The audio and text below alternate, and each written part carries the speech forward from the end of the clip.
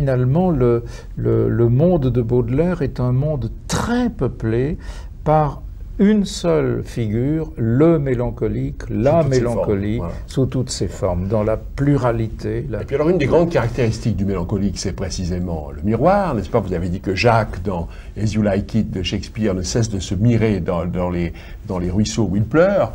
Et en fait, il y a alors ce thème du miroir est très fort chez Baudelaire, et vous l'avez aussi évoqué à travers les tableaux, notamment de la Madeleine de Latour, n'est-ce pas, que vous mettez en relation avec le poème La mort des amants.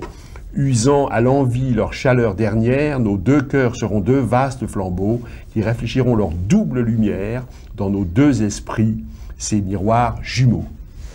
Il y a une merveille du miroir puisque c'est une représentation de soi, mais en même temps le miroir nous rend captifs de nous-mêmes. Et si d'une part Baudelaire multiplie les images de la mélancolie et du mélancolique, devient le pendu qu'il découvre dans un voyage à Cythère et souffre des douleurs du pendu. D'autre part, il y a cette captivité, ce sentiment de prison dans lequel se trouve le mélancolique. Le sentiment qu'il a de l'éternelle répétition de lui-même, de sa souffrance, l'éternelle répétition du spectacle. Quelque chose constitue pour lui une sorte de cachot.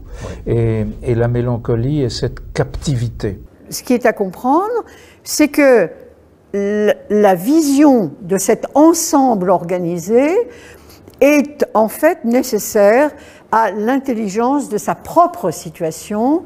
Autrement dit, si vous ne réalisez pas que vous êtes dans un cachot au milieu d'un ensemble cosmique extrêmement contraignant d'une part et libérateur si vous savez vous en échapper, eh bien vous ne parviendrez pas à la libération.